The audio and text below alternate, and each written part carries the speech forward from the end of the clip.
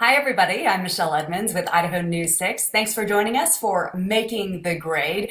Post-election coverage, of course, but probably even more importantly, as we are seeing coronavirus cases surge in Idaho, it is time to talk about how that is affecting schools. So here to do that with me is Kevin Richert from Idaho Education News. Kevin, happy Tuesday morning to you. Hi, Michelle. How are you doing? Really good. I want to invite everybody who is joining us live via Facebook or Twitter or any one of our other social media platforms here at Idaho News 6 to enjoy comment and questions.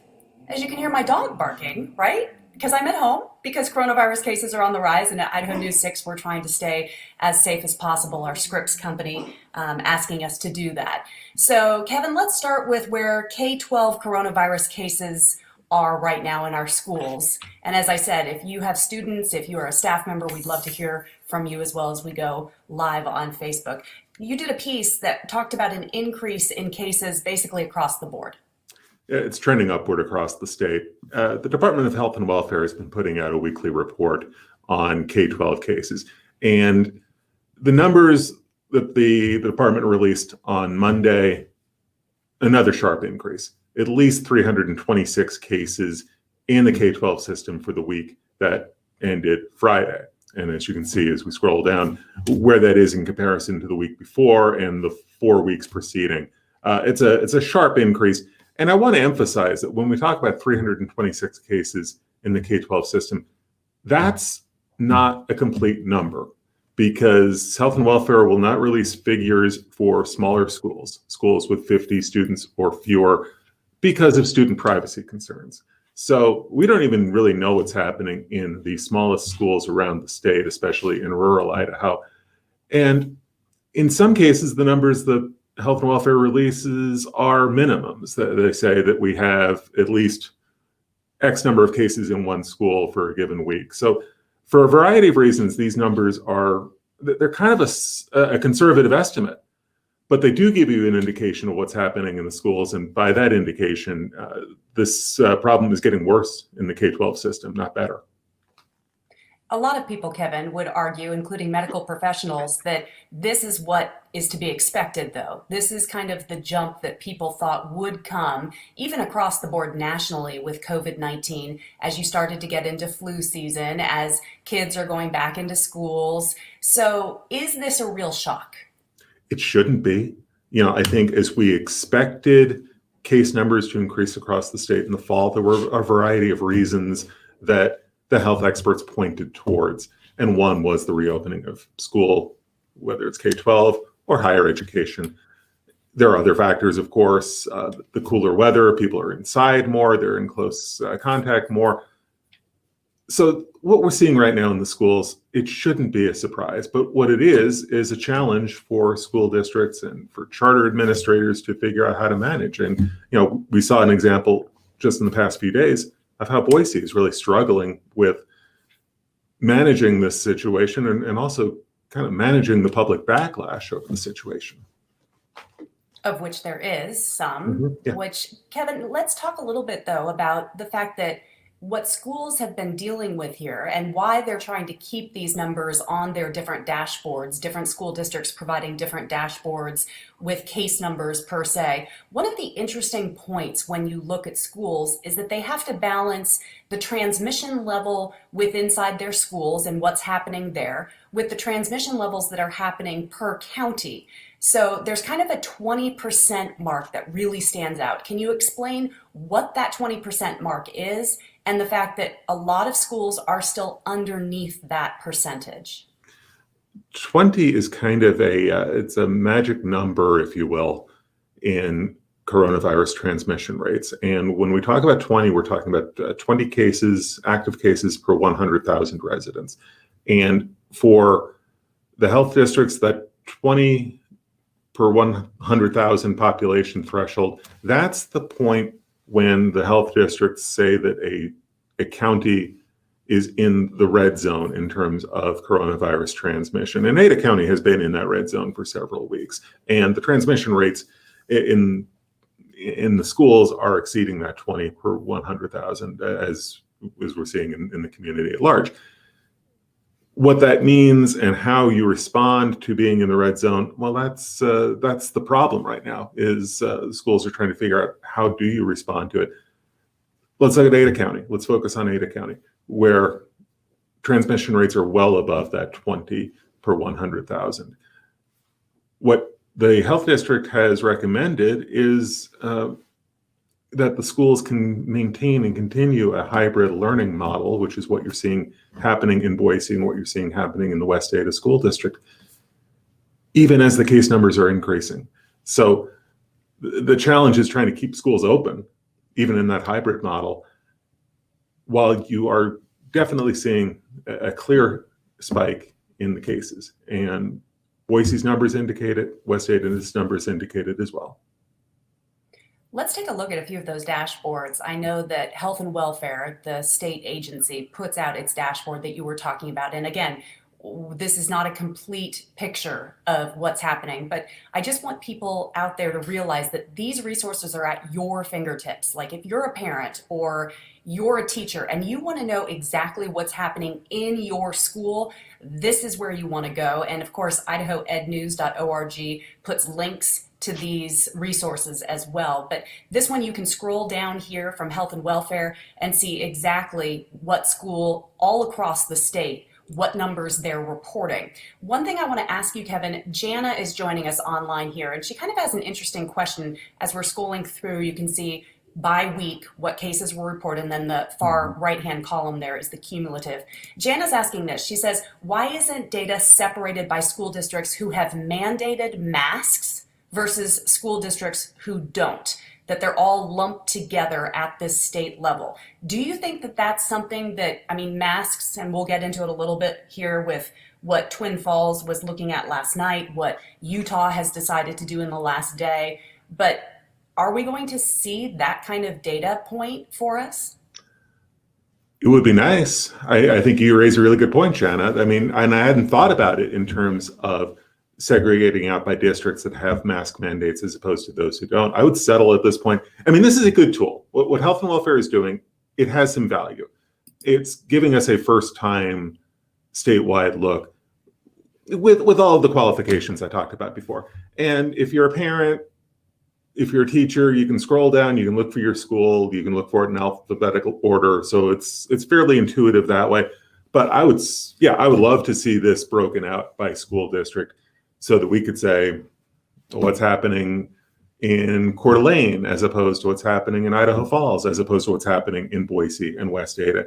I mean, it would be a lot of work for anybody to kind of go through here and try to figure out by school district, what are we talking about here? Because you've got public schools, you've got charter schools, you've got private schools. I mean, there's a lot to sort out here. It would be great to have this thing also sorted out by school district, but for starters here, we're at least getting some data school by school. It's at least searchable for parents, for staff, for patrons, so that they can see what's happening in their neighborhoods. It's better than where we were at a few weeks ago. And we should mention that some school districts are doing their own deep dive when it comes to cases as well. Boise School District, West Ada. Let's bring up West Ada's there, because they have a pretty good looking dashboard. And this is where we were talking about the transmission levels, and you can see it as they're projecting it, cases per 100,000 there, that 20 per 100,000, or that 20% threshold that we were talking about, Kevin. There was a bit of an outbreak at Mountain View High School in the past week.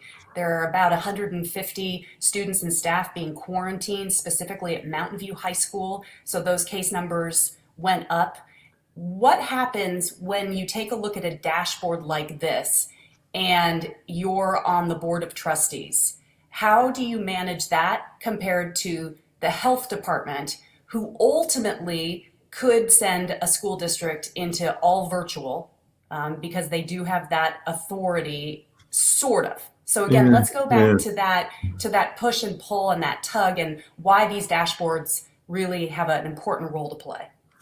Okay, so a couple things that I look at as I look at this dashboard, and again, that transmission rate, and you can see at the high school level, it's quite a bit higher than you see it in the middle school and the elementary school. And there are a lot of reasons for that. I think that, high school students are simply more mobile. I mean, they're in multiple classrooms, they're in hallways going from class to class. I mean, there's a lot of possibility for students to interact, and if there is a student who's positive, there's more potential for that student to pass on the virus to other students.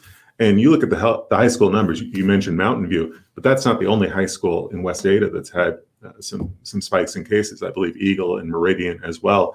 And if you scroll down, and you can see not just the case numbers in those high schools, but you can see the numbers of students who are in isolation right now, who are in quarantine. So for Mountain View, it's not just the 17 cases, the student and staff cases. It's 140 students who are at home, who are isolating.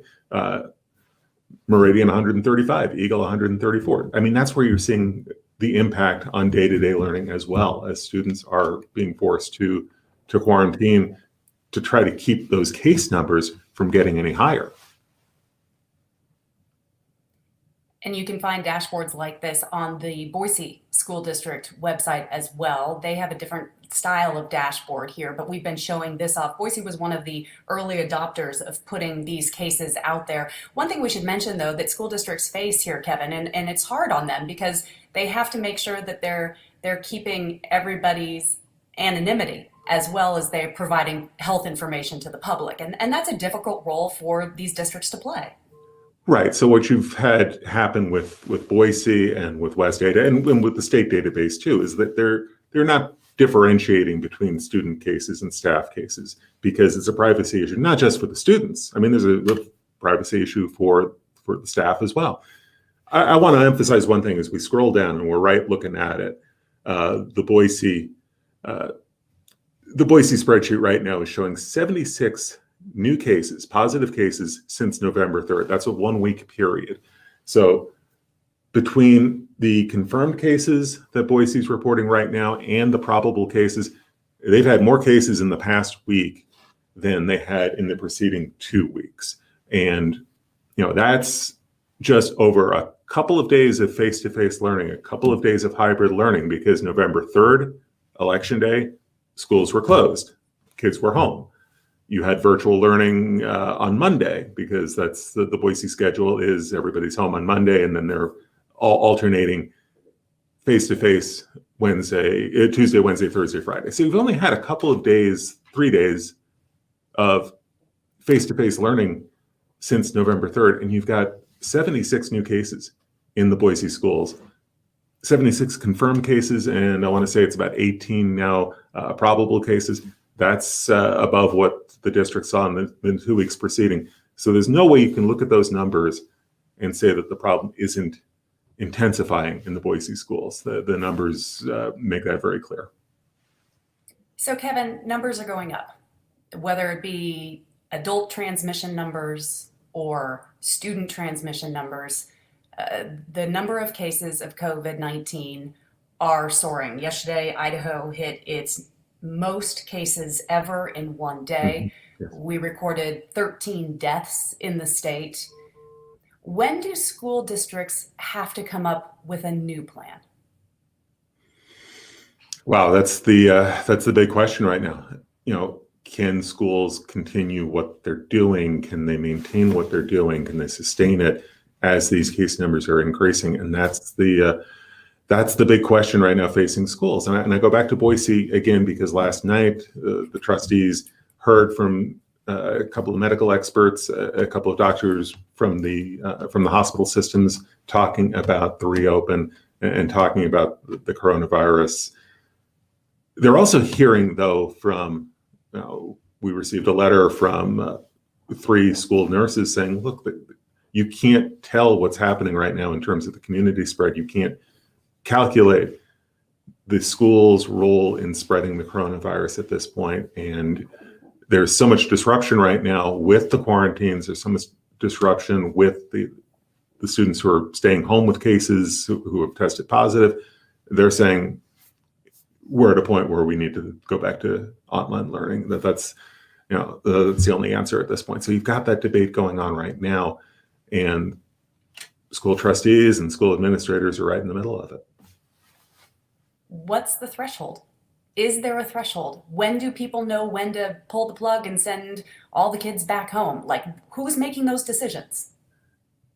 The decisions are all being made locally, and I think they're all being made.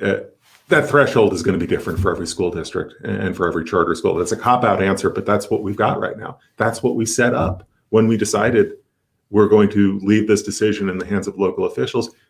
You're going to have local decisions, and the decisions are going to widely vary. You know, what one school district decides is too much, another school district might say is manageable.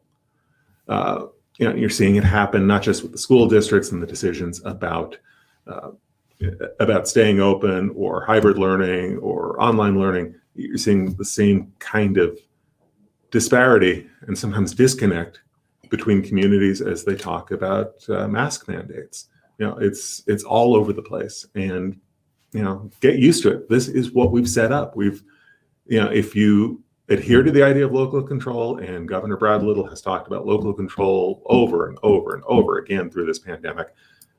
If you want local control, you're going to have all kinds of decisions, all kinds of thresholds, you know, all kinds of different sets of criteria being used to decide what to do. You know, this is what we set up, and this is what we're going to have. And as the pandemic continues, and you know, we see the numbers worsening, those local decisions are going to be, you know, even more closely scrutinized. You're talking about local control. Let's talk a little bit about Twin Falls and what happened with the city council down in Twin Falls last night. They were looking at possibly having a mask mandate, and this comes on the heels of Twin Falls County reporting 103 new cases of COVID-19 yesterday alone, and reporting six deaths Yes. in the county with COVID-19 related illness. And the city council last night decided to put a hold on a mask mandate. Are you hearing anything from school districts in that county and what they want to see? Not yet at this point, but you know, again, Twin Falls has been a hot spot in terms of coronavirus for quite some time. One of the highest numbers of cases in the state, and that really goes back to the beginning of this pandemic. So I think the pressure point right now in Twin Falls is the tension between the health community and the city council. You had, the medical community saying we have a crisis right now. Our hospitals are full or getting very close to full, and it's not going to get better as more cases. We get more cases, we get more hospitalizations. So the hospital community is saying we need help. And we need something that eases the pressure on the healthcare system. So, the decision for Twin Falls to table this mask mandate comes at really a critical point in the outbreak in Twin Falls County. Bernadette's joining us. She's saying that Governor Little should be more proactive, or should have been more proactive, if you want to read that correctly. Utah's governor has taken a very different approach starting yesterday, and it's something that he supported local control, if we're talking about that, all the way through this pandemic. But Utah has flipped. So talk a little bit about what's happened in Utah, and could it have any impact specifically on Idaho or on what happens in schools? Because there's a bit of a juxtaposition here, because Utah schools are still open. Utah schools are still open. Let's talk first about the mask mandate. Utah Governor Gary Herbert, who had opposed a statewide mandate in the past, had been willing to leave this to local control. And I should point out that most large cities in Utah have had mask mandates in place. Well, he reversed course on Sunday night. He announced this on Sunday night. I was, scrolling around on my phone, and I saw an alert about this. I was like, wow, this is a fairly big development. So Sunday night, he said, we can't debate about masks any longer. We've got a problem. And what was the problem in Utah? Stop me if you've heard this before. Rising case numbers, rising hospitalizations, increased pressure on the healthcare system in Utah. Exactly the same scenario that we're seeing unfold here in Idaho. But the difference here is Governor Herbert said, we've got to have a mask mandate in place, and it's going to be in place for the foreseeable future. when I saw that Sunday night, first thing I wanted to do Monday morning was fire off an email to Governor Little's office and say, hey, what kind of reaction do you have to what's happening in Utah, and what does this mean anything in terms of Idaho's policy? And you have to remember, Governor Little, from the beginning, has talked about local control here, has talked about local mask ordinances, has resisted repeatedly the idea of a statewide mandate, and he's still pretty much there. I mean, he's saying, we value local control and the local approach to addressing important issues. He goes on to say that his spokeswoman says, the governor will continue to support those local leaders who make tough decisions to protect our at-risk citizens. Well, and I think that goes to the comment you just showed before. Some local leaders and some local jurisdictions are not making those decisions. As we saw with Twin Falls last night, as we saw with Post Falls up in the Panhandle, also on Monday, rejecting a mask mandate. So again, you've got this kind of patchwork effect. Ada County's had a mask mandate for quite some time. Other communities are not going with mask mandates. I mean, Ada County is not the only community that has one in Idaho. There are other communities that have gone and done something at the local level. But again, you have a patchwork, except when you talk about the outbreak itself. There we have pretty consistent increases pretty much all over the state. I mean, I crunch those numbers every week, and I'm telling you, we're seeing large increases in cases in rural counties, in suburban, urban counties, and all over the state. Outbreaks in Nez Perce County, in Latah County, continued case increases in Kootenai, Twin Falls, Eastern Idaho, and now Ada County and Canyon County are seeing some really significant and sobering increases in case numbers. I mean, we're seeing 350, 400 new cases a day, some days just in Ada County. That's a big increase. One place that has had more of a consistent approach has been at the university level. And I know that you're crunching the numbers for campuses across Idaho every single week as well, Kevin, and posting those at idahoednews.org. And this last week definitely had mixed results. And I want to talk a little bit about Boise State in particular, because the number of coronavirus cases was associated with Boise State is definitely up, but so is testing. So explain that to us. And that's exactly how I couched it in my story, because when I looked at Boise State's numbers on Friday, when Boise State posted its new case numbers, it's a big jump. Case numbers more than doubled over the course of the past week, after those numbers have been dropping off for several weeks. So you see this doubling of cases and you're like, well, what's going on here? And you scroll down further on their website, and they have a really slick website. They have a lot of information on their dashboard. You scroll down, you find out that the testing also doubled over the course of that past week. So, this is that age-old debate that we've been having throughout the pandemic about the correlation between increased case numbers and increased testing. And, folks who have tried to downplay the nature of the pandemic and the nature of the outbreak, starting with the president of the United States, have said over and over, we have more cases in America because we test more in America. Well, that's not really the case. That's a lie. And it's not even accurate when you look at what's happening statewide. But it is accurate in this one microcosm, in this one example here at Boise State University. You can say with some confidence that the case numbers that Boise State reported last week do correlate at least, with an increase in testing. So if you double the number of tests and you see a doubling in the cases, well, that at least tracks. That at least tells you that the positivity rates, the percentage of tests that are coming back positive, that's not changing all that much. And it tells you that, maybe you're not in the middle of an outbreak where you really have a spike in cases and a spike in infection rates. What you have is a spike in cases as a result of a spike in tests. And, what have we been saying over and over since the spring? The more testing, the more data you get off of testing, the better off you're going to be, because it gives you a better sense of who's infected, who may have infected other people. You can do contact tracing more effectively when you know who's sick already. This increase in testing at Boise State, that's not a bad thing. That's a good thing. The more testing data you get, the better. And you look at what's happened at University of Idaho over the past several weeks, where they've seen their case numbers drop significantly after some alarming numbers earlier in the semester. U of I took a step back, did a lot of testing, basically tested the entire student body in Moscow.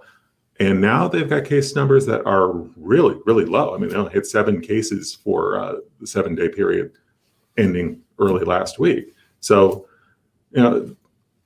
the more you test and the more research you get and the more information you get from tests, the better you can address outbreaks. And we've seen that unfold to a large degree at the University of Idaho. Now we'll see how it unfolds at Boise State, now that they have a little bit more data and have a better handle on some positive cases. What happens from here? We'll be watching it very closely. Kevin, another topic I want to pick your brain on is something that we have addressed here on Making the Grade back when it was first announced at the beginning of October, which is that the federal government was going to provide states with rapid COVID testing, and states would be allowed to choose how they were going to use these rapid tests. Governor Little, during one of his press conferences, talked about how he wanted to implement rapid COVID testing for students in particular, to give them to the school districts or the health departments to test students so that we can keep schools open. That was, about 6 weeks ago? Where do we stand on these rapid COVID tests? Have they been distributed? Are they being used effectively? What do we know? It's starting to unfold, but it's varying from community to community. It's varying from health district to health district. So again, quick civics lesson. Again, we've got these 7 health districts that are playing a very prominent role in Idaho's response to the coronavirus. And these health districts are having a very prominent role in figuring out how to roll out these rapid antigen tests. So it really is varying from community to community. Again, we're going to watch and see what we get over the next several weeks and couple of months to see if the testing really did unfold as promised. Did we really get the ability to do, talking about 500,000 tests in the span of a couple of months? So, something we're definitely going to be watching closely. And I would urge you, if you're watching this, if you're a teacher and you're a staffer and you're wondering what's going on, or if you have some experience with this firsthand from your school, we'd love to hear from you. Emily brings up a point, and I want to have her talk a little bit here. How much longer are we going to cancel our lives? I totally get that that's how that can feel. We are so afraid to get sick, we forget to live. Depression in our kids is real. And however you feel about COVID-19, there is, and I get where Emily's coming from here, a mental health aspect, Kevin, that we have talked about since back in March, when schools were literally canceled for a while there until they figured out what to do, that there is a mental health aspect to this, especially when it comes to students, that people need to be talking about. And I agree that Emily has a point there, that this is rough. It's rough as a parent. It's rough as a teacher and administrator. It is certainly rough if you have kids who are desperately trying to deal with all this. Nobody's arguing that. Nobody's arguing that this is having a profound effect on mental health, especially for kids, especially for our most vulnerable Idahoans who really need the structure of being in school. Nobody's arguing about that. What we are arguing about, and what we are debating about, and what we're trying to figure out in the middle of a novel pandemic here, is how do you balance the reopen? How do you balance those mental health considerations against the physical health considerations of a virus that has now killed 700 Idahoans? That death rate continues to climb.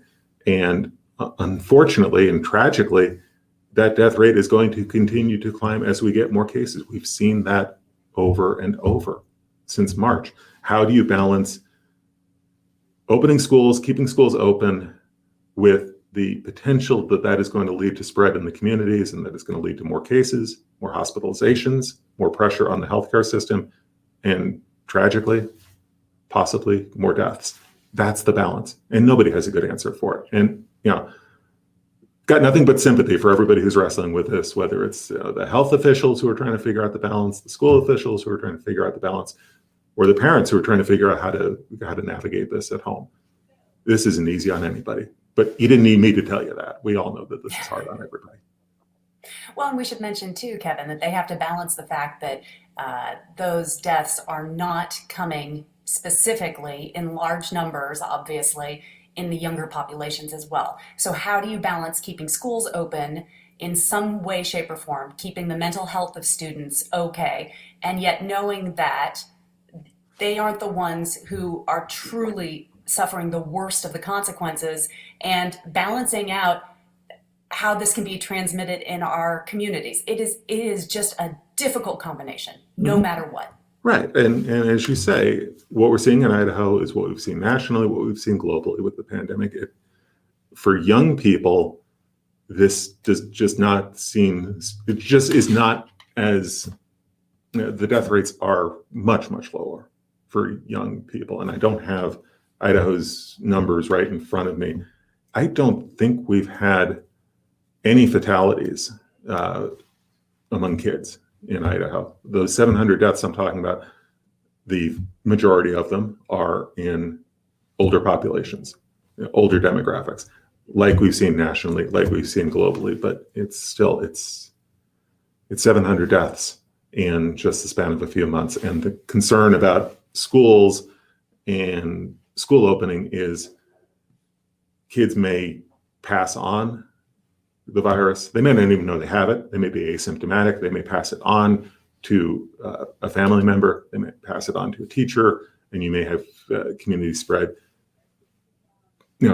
starting with kids. And really, it may start with kids who are not showing any symptoms, parents who don't know if their kids are positive because they haven't been tested and they haven't shown any symptoms. That's the scenario that health officials are concerned about. And that's a concern that you have with school opening. Well, let's end on a little bit of a light note, because we don't have the answers. We're just reporting facts so that everybody out there can make the best decisions possible for them. I want to bring in a comment here because it was a little bit funny. So Julie, I appreciated this. We're talking about how difficult all this is. She says that I let my teen drive, and then she came back and repeated that that's pretty scary too, which, Julie, just so you know, I've got one of those who just started in my house. So I'm with you on that one. I taught 2 teenage sons how to drive, and you can see what it's done. Totally different drivers, by the way. And they're both good drivers right now. They came out the other side as good drivers. So hang in there. They do learn, they do pick it up. But yes, you never feel as out of control as you are when you're a passenger, when your teenage son or daughter is learning to drive and learning mistake by mistake. And so I hear you. I say yes. Good luck. So we always love to end our Making the Grade segments because we like to have a little bit of levity and a little bit of fun. And I miss Kevin. I miss seeing my friend in person and not being able to report from the studio and do what we want to do, because we're trying to limit the spread, obviously, as well. So we have Kevin's show and tell, kind of our second grade mentality here on Making the Grade, where I get to learn something about Kevin's life that maybe I didn't know. So Kev, what's up for the part today? where we didn't outgrow grade school. So, and I think this is appropriate because if I look out my office window, I got to squint a little bit, but I can actually see that it is snowing again. And I like snow. I love the seasons. I'm down with the seasons. This is the time of year where I do want to see some snow as we get into the holiday season. I want something normal, it's something that feels like we're heading into Thanksgiving and Christmas. But, still, even so, it's all about balance, right? So we got some palm trees going on here. Palm trees on your socks? Palm trees. And the pink palm trees even match my tie. I mean, it all falls into place sometimes. All I know is that my daughter woke up and started listening to Christmas music, and I thought, you know what? It is not too early for Christmas music this year. That was my takeaway of the day. So palm trees on socks when it's snowing outside, I am all in. And I'm not going to judge people listening to Christmas music early. I'm usually one of these purists who's like, I don't want to hear that stuff until the day after Thanksgiving. And that's probably where I'll still be. But it has been such a long 2020. If people want to, fast forward to Christmas season, and if it makes people happy, do what it takes to feel better mentally, because it's been a rough year for everybody. And I agree with that. Well, thank you for your no judgment on my Christmas music in the house. I well, appreciate knock that. yourself And out. I will pass no judgment on your palm tree socks on a snowy Tuesday.